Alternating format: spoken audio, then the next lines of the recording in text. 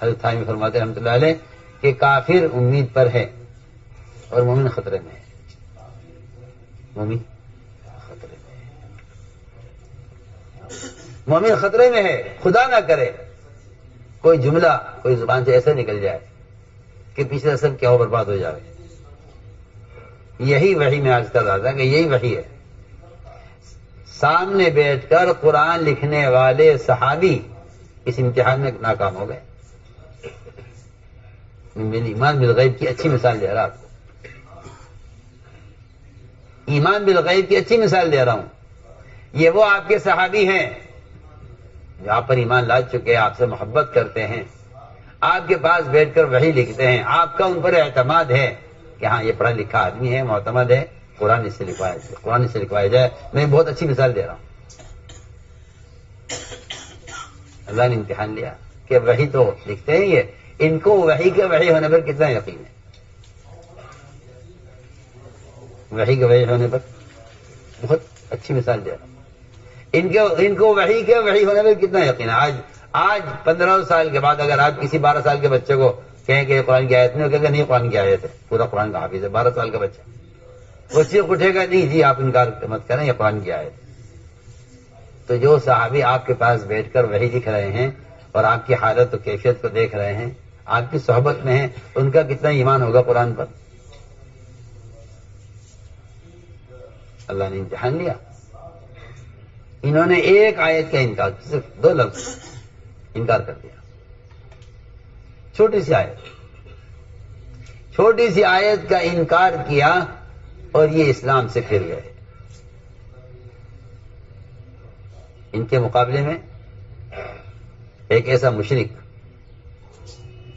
آپ کا دشمن عمیر بن وہب،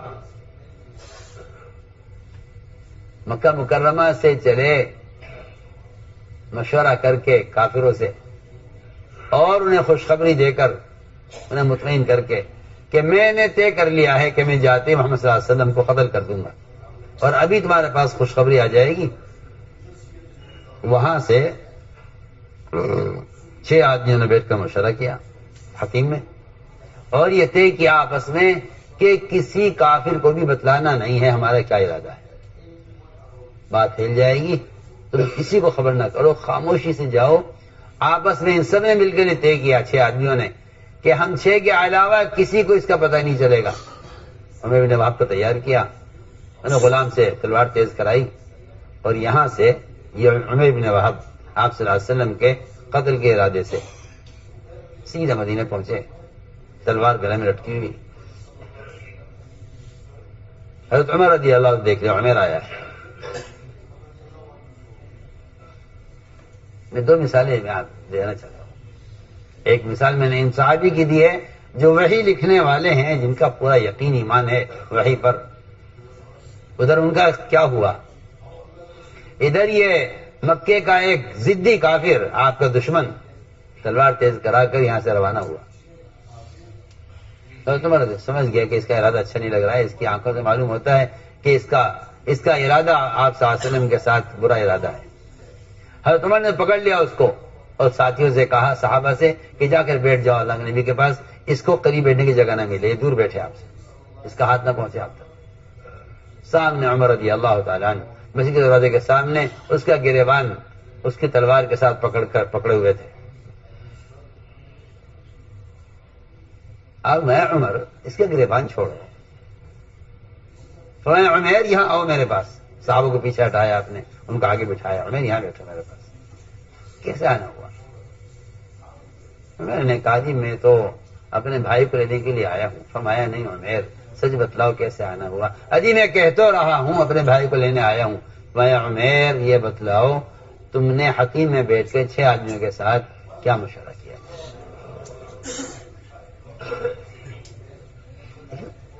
صرف ایک خبر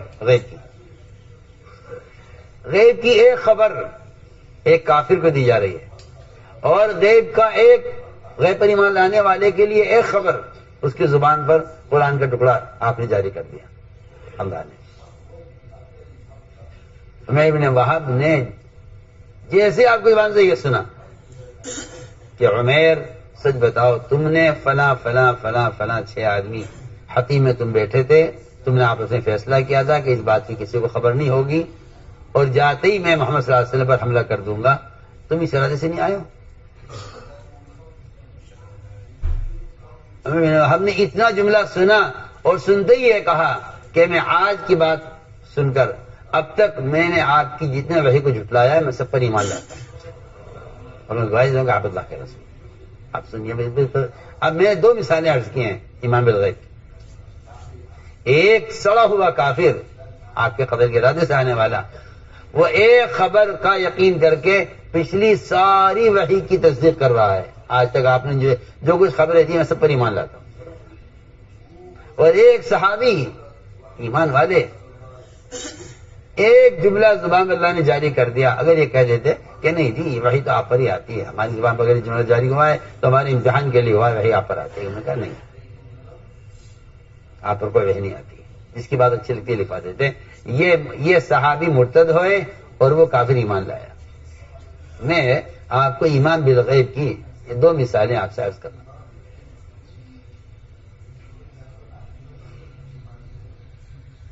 یہ کہتے ہیں کہ غیب کے تذکرے کرتے رہو، اللہ نہ کرے غیب کے تذکروں کا چھوڑ دینا آدمی کو مسلمان کو دہری بنا دیتا ہے۔ کیا بنا دیتا ہے؟ دہری۔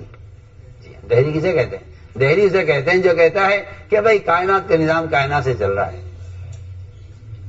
یہ دہریت یہ ہے۔ دہریت آتی ہے مسلمانوں میں غیب کے تذکرے نہ کرنے کی وجہ سے۔ رفتہ رفتہ رفتہ رفتہ کائنات کے اندر جو تبدیلیاں آتی ہیں ان تبدیلیوں کو کائنات کی شکلوں سے جوڑتے چلے جاتے ہیں، رفتہ رفتہ ان کے یقین بن جاتا ہے۔ نعوذ باللہ اللہ تو بنا کر فارغ ہو گئے ہیں، اب زمانہ زمانے سے چل رہا ہے، اسی کو دہریت کہتے ہیں، اسی کو دہریت کہتے ہیں۔ زمانہ زمانے سے چل رہا ہے، نہیں زمانہ زمانے سے نہیں چل رہا ہے۔ زمانے میں جو تغیر ہے براہ راست اللہ کے امر سے ہے، براہ راست اللہ کے امر سے ہے، یاد رکھو یہ بات، حدیث اللہ کے امر سے ہے۔ جتنا انتظار اسرافیل کو سور پھونکنے میں اللہ کے حکم کا ہے، اتنا ہی انتظار ایک پتے کو درخت سے گرنے کے لیے اللہ کے امر کا انتظار ہے۔ اگر کوئی آدمی ان دونوں میں فرق سمجھتا ہے تو پھر وہ اللہ تعالی کی قدرت کو سمجھا نہیں ہے۔ اگر فرق سمجھتا ہے اس میں کہ درخت کے پتے کا گرنا تو کوئی بڑی بات نہیں ہے، لیکن زمین و آسمان کا ٹوٹنا اور چاند و سورج کا ٹوٹ جانا، ان کا بے نور ہو جانا اور سور پھونکے جانے پر ساری کائنات تباہ ہو جانا، یہ بڑی بات ہے نہیں؟ اللہ کے ہاں یہ دونوں کے دونوں برابر منتظر ہیں۔ یہ درخت کا پتا بھی اللہ کے امر کا منتظر ہے اور اسرافیل سے بھوکنے میں اللہ کے امر کے منتظر ہیں، دونوں کا انتظار برابر ہے، دونوں کا انتظار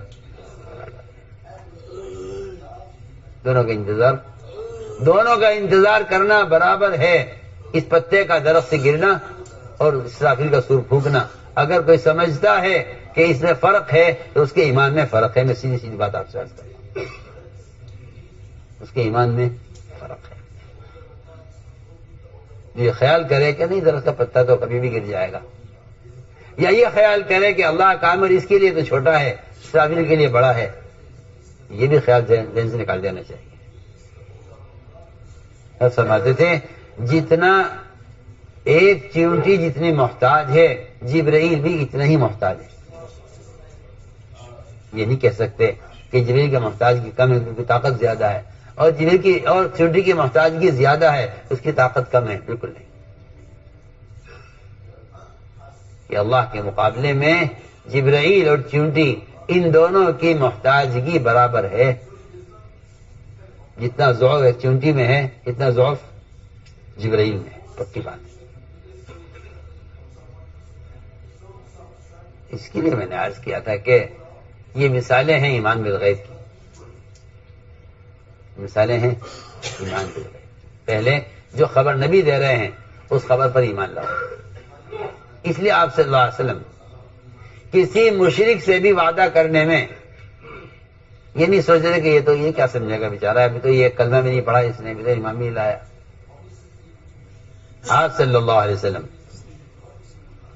ابتداء نبوت میں آنے والے موسم حج میں آنے والے قافلوں کی خوش آمد کرتے تھے، کیونکہ مجھے میرے ساتھ لے جائے، کوئی مجھے ٹھکانہ دے دے، کوئی میری مدد کر دے، کوئی میری ذمہ داری لے لے، میں اپنا وطن چھوڑنے کو تیار ہوں، آپ کے ساتھ چلنے کو تیار ہوں، آپ مجھے موقع دے دیں اللہ کی بات کرنے کا۔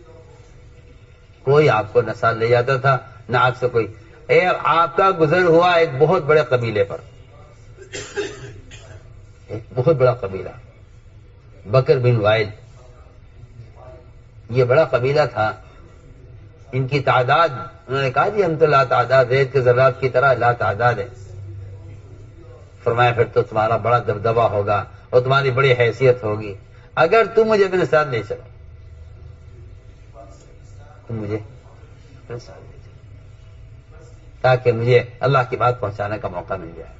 انہوں نے کہا کہ ہم آپ کو اپنے ساتھ نہیں لے جا سکتے، اس لیے کہ ہم فارس کے ماتحت ہیں، اور فارس اتنا ظالم بادشاہ ہے کہ وہ کسی کا عذر کو قبول نہیں کرتا اور وہ کسی غلطی کو معاف نہیں کرتا، اس لیے ہم آپ کو لے جانے سے معذور ہیں، ہمیں فارس کا خوف ہے، کیونکہ ہم فارس کے ماتحت ہیں، جس علاقے میں رہتے ہیں وہاں فارس کی حکومت ہے۔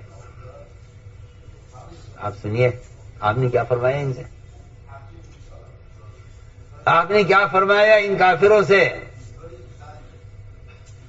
آپ نے فرمایا ان سے کہ میں تم سے کہتا ہوں اگر تم اس وقت 33 مرتبہ سبحان اللہ، 33 مرتبہ الحمدللہ، 34 مرتبہ اللہ اکبر تم آج کہہ لو تو فارس کی بیویاں تمہارے بستروں پر اور اس کی اولاد تمہاری غلام ہوگی، میں تم سے آج کہہ رہا ہوں۔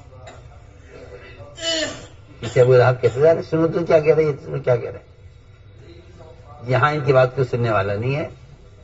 یہ کہہ رہے ہیں کہ اگر تم اس وقت 33 مرتبہ، آج تو مسلمان کے نزدیک کوئی چیز نہیں ہے نماز کے بعد کی تسبیحات، اور آپ صلی اللہ علیہ وسلم ان بکر بن وائل قبیلے کے کفار سے کہہ رہے ہیں کہ جس فارس کے خوف سے تم مجھے نہیں لے جا سکتے، میں تم سے کہہ رہا ہوں اگر تم اس وقت 33 مرتبہ سبحان اللہ، 33 مرتبہ الحمدللہ، 34 مرتبہ اللہ اکبر کہہ دو تو فارس کی بیویاں تمہارے بستروں پر ہوں گی، تمہاری باندیاں، اور اس کی اولاد تمہاری غلام۔ کیا حالات ہیں مکہ مکرمہ کے، اور کتنی آپ کس ذلت میں اور کن حالات میں آپ چل رہے ہیں۔ اللہ اکبر۔ اس لیے کہتے ہیں کہ داعی کی نظر ہمیشہ نتیجے پر ہوتی ہے، نتیجے پر، منتہا پر۔ وہ یہ نہیں دیتے کہ حالات کیا ہیں، اس بات کو اس وقت کون مانے گا، اس بات کو کون یقین کرے گا۔ آپ نے فرمایا کہ میں تم سے کہتا ہوں اگر تم یہ تسبیحات پڑھ لو تو فارس کی بھی تمہارے بستروں پر اور ان کی اولاد تمہاری غلام۔ یہ ایک وقت ہے آپ پر۔ اگلا وقت وہ آیا آپ صلی اللہ علیہ وسلم پر کہ آپ مکہ مکرمہ چھوڑ کر مجبور ہو کر نکلے آپ، اور آپ یہ کہتے جاتے تھے کہ اے مکے میں تجھے نہ چھوڑتا، اگر یہ مجھے یہاں سے نکلنے پر مجبور نہ کرتے میں تجھے نہ چھوڑتا۔ جب آپ نکلے مکہ مکرمہ سے اور آپ صلی اللہ علیہ وسلم کا ہر طرف سے گھیراؤ کیا گیا اور آپ کو تلاش کیا گیا، 100 اونٹ کا اعلان ہوا کہ جو آپ صلی اللہ علیہ وسلم کو مردہ یا زندہ پکڑ لائے اس کے لیے 100 اونٹ کا انعام ہے۔ سراقہ بن مالک کوشش کر کے پہنچ گیا آپ تک اور اس نے آپ کے آثار پا لیے، آپ کے اس کے درمیان چند ہاتھ کا فاصلہ تھا، وہ پہنچ گیا آپ تک۔ ابوبکر صدیق رضی اللہ عنہ رونے لگے، کیا بات ہے ابوبکر کہ جی یہاں تک پہنچ گیا ہے، مجھے آپ کے بارے میں خطرہ ہے۔ میں کہ نہیں، نہ اپنے بارے میں خطرہ کرو نہ میرے بارے میں خطرہ کرو، اللہ جتنا میرے ساتھ ہے اتنا میرے ہر امتی کے ساتھ ہے۔ موسیٰ علیہ السلام نے کہا تھا اپنی قوم سے گھبراؤ مت، اللہ میرے ساتھ ہے۔ آپ سوچیے تو صحیح، اگر صرف موسیٰ علیہ السلام کے ساتھ اللہ کی معیت ہے اور پوری قوم بنی اسرائیل وہ سمندر کے اندر سے پار ہو کر نکل سکتی ہے اور سمندر ان کے لیے، پانی ان کے لیے کھڑا ہو جائے پہاڑ کی طرح، پانی کو روک دیا جائے اور راستے بنا دیے جائیں، یہ تو جب یہ موسیٰ علیہ السلام یہ نہیں کہہ رہے کہ اللہ ہمارے سب کے ساتھ ہے، نہیں، وہ یہ کہہ رہا ہے ان اللہ کہ موسیٰ علیہ السلام ان معی ربی سیہدین، میرے ساتھ میرا رب ہے، وہ راستہ نکالے گا، جب میرے راستہ نکلے گا تمہارے لیے بھی نکل جائے گا۔ لیکن آپ نے فرمایا لا تحزن ان اللہ معنا، کہ ابو بکر بات یہ ہے کہ اللہ کی جتنی معیت میرے ساتھ ہے اتنی معیت میرے امتی کے ساتھ ہے۔ ادھر سراقہ ابن مالک قریب آ گیا، آپ نے کیا فرمایا؟ میں اے سراقہ، میں تم سے کہتا ہوں جس دین کی وجہ سے تم مجھے یہاں سے نکال رہے ہو، میں تم سے نکلتے نکلتے نہیں کہتا ہوں کہ اگر تم اس دین کو اختیار کر لو تو کسرا کے کنگن تمہارے ہاتھوں میں اور اس کا تاج تمہارے سر پر، اور اس کی قیمتی وہ پٹی باندھنے کی جو پیٹی وہ یہاں باندھا کرتا تھا سونے کی، وہ تمہیں ملے گی۔ ایک مکے کے ایک غلام کو آپ کیا کہہ رہے؟ غلام تھا ایک بدو، ایک بدو غلام سے آپ فرما رہے ہیں کہ اے سراقہ، اگر تم یہ بات تسلیم کر لو جو میں کہہ رہا ہوں، آپ دیکھیے تو صحیح کہاں کن کن حالات میں آپ نے، جب آپ چھپ کر مکے سے نکل رہے تھے اور دشمن نے آپ کو پا لیا، آپ اپنے دشمن سے یہ کہہ رہے ہیں، دشمن سے، کہ تم مجھے قتل کرنا چاہتے ہو، میں جس دین کی وجہ سے تم مجھے نکالنا چاہتے ہو یہاں سے، میں کہتا ہوں کہ اگر تم یہ دین اختیار کر لو۔ عثمان کے زمانے میں جب کسرا کا صندوق وہاں سے لایا گیا اور کھولا اور اس کے اندر سے کسرا کے کنگن اور اس کا سامان نکلا، حضرت عمر نے سب سے پہلے سامنے سراقہ بن مالک بیٹھے ہوئے تھے، میں سراقہ لو آج وہ اللہ کے نبی کا وعدہ پورا ہو جائے جو اس وقت کیا گیا تھا تم سے جب تم اللہ کے نبی کو قتل کرنے کے لیے قریب پہنچے تھے۔ نہیں آپ سنیے تو صحیح، جو اپنے قاتل سے بھی وعدہ کر رہے ہیں، آپ کے قتل کے ارادے سے آیا ہے، اپنے قتل کا ارادہ کرنے والے کافر سے بھی وعدہ کر رہے ہیں، چنانچہ وعدہ پورا ہوا، سراقہ بن مالک ایمان لائے، آپ کے سامنے بیٹھے، حضرت عمر کے سامنے بیٹھے ہوئے تھے، حضرت عمر نے صندوق کھلتے ہی سب سے پہلے وہ کنگن سراقہ کی طرف لڑکائے کہ سراقہ اس دن کا وعدہ آج پورا ہو جائے۔ تو میں تو یہ عرض کر رہا تھا کہ ایمان بالغیب اصل ہے، ایمان بالغیب اصل ہے۔